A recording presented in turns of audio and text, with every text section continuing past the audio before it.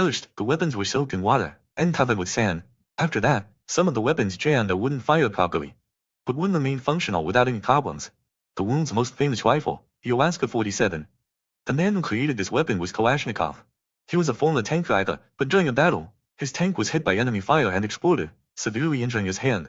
On the way to the hospital, he realized that the soldiers' weapons weren't functioning properly. The magazines were damaged by water, and the springs were so weak they froze in the cold. Such weapons could be fatal. That's when he got the idea to build his own weapon. After recovering, he went to his old workshop and said he wanted to build a new weapon. He had a good knowledge of mechanics, so he was given a small room. In just 3 days, he successfully designed his first Alaska 47. His hand hadn't fully healed, so he enlisted the help of several workers. They worked hard and successfully built the first Alaska 47. While testing the weapon, a worker began shooting at a drum. The bullets penetrated the drum completely. The worker fired repeatedly and hit the target perfectly. The weapon's power was proven. After that, Kalashnikov went to the military office to have his weapon approved.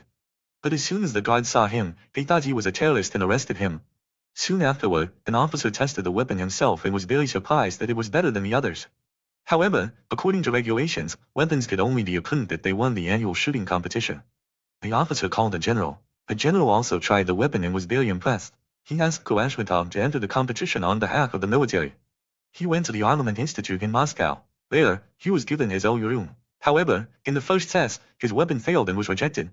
He was very disappointed and went home. But on the way, an officer stopped him and gave him another chance to build a machine gun. Kalashnikov worked hard and seriously. Soon, he succeeded in making a new weapon. The test was successful, but still not selected. At that time, news came that Germany had surrendered. The war was over. Everyone was very happy, but Kalashnikov was sad because he felt his weapon would not be accepted. Needed again. He met with an official from the Armament Institute and said he wanted to go home.